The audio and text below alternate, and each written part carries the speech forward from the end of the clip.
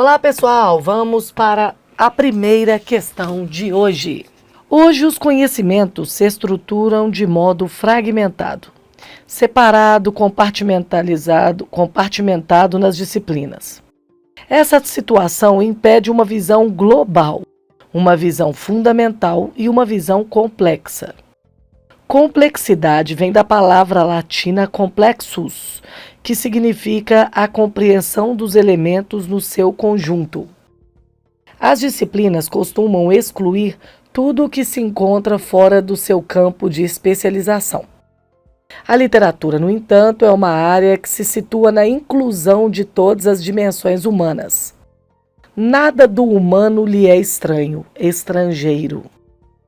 A literatura e o teatro são desenvolvidos como meios de expressão, meios de conhecimento, meios de compreensão da complexidade humana. Assim, podemos ver o primeiro modo de inclusão da literatura, a inclusão da complexidade humana. E vamos ver ainda outras inclusões. A inclusão da personalidade humana, a inclusão da subjetividade humana e também, muito importante, a inclusão do estrangeiro, do marginalizado, do infeliz, de todos que ignoramos e desprezamos na vida cotidiana. A inclusão da complexidade humana é necessária porque recebemos uma visão mutilada do humano. Essa visão, a de Homo sapiens, é uma definição do homem pela razão, de Homo faber, do homem como trabalhador, do Homo economicus, movido por lucros econômicos. Em resumo, trata-se de uma visão prosaica, mutilada, que esquece o principal, a relação do sapiens, demens, da razão com a demência, com a loucura. Na literatura encontra-se a inclusão dos problemas humanos mais terríveis, coisas insuportáveis que nela se tornam suportáveis.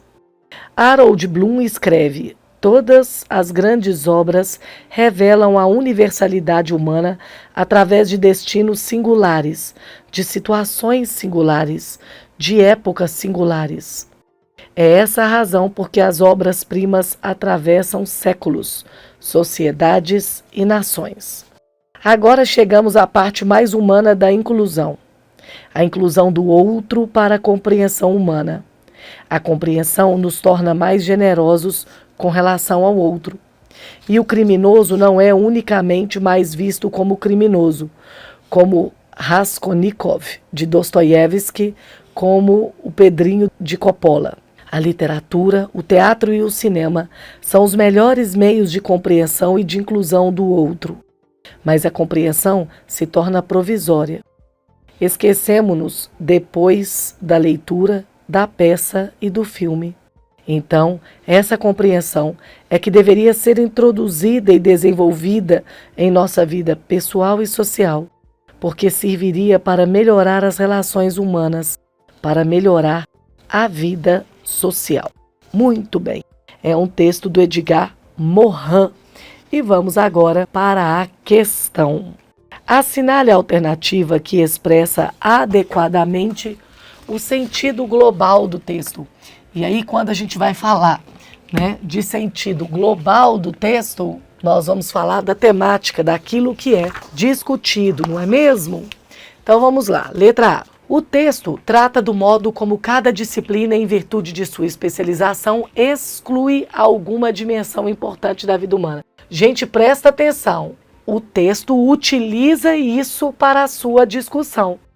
Mas o sentido global não é da especialização das disciplinas. Muito antes, pelo contrário. Ele vai falar sobre a inclusão que promove a literatura, o cinema e o teatro. B.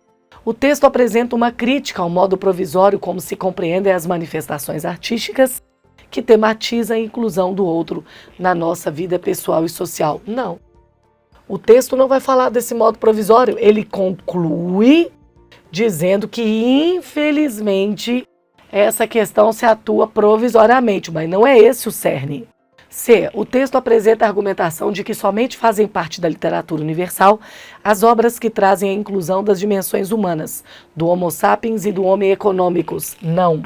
O texto vai dizer, que a literatura ela abrange todas as questões, né, independentemente do foco delas. A literatura é algo que abarca tudo. Letra D. O texto trata da exclusão e da inclusão das dimensões humanas na estruturação dos conhecimentos pelas disciplinas especializadas. Não, senhores. Tal qual a letra A, né? Essa letra D vai falar da questão do conhecimento, né, em outras dimensões, ele só cita. Né? Ele não vai falar da exclusão e da inclusão, ele vai falar de como a literatura, o teatro, né, e o cinema são inclusivos. Sobrou a letra E, né? De essa resposta, ó. O texto aborda as diferentes formas de inclusão das dimensões humanas nas manifestações artísticas, principalmente na literatura. É aqui que eu tenho o significado global do texto. O texto vai discutir, né, como as manifestações artísticas são inclusivas. Ok? Valeu aí? A gente se vê numa próxima questão. Tchau!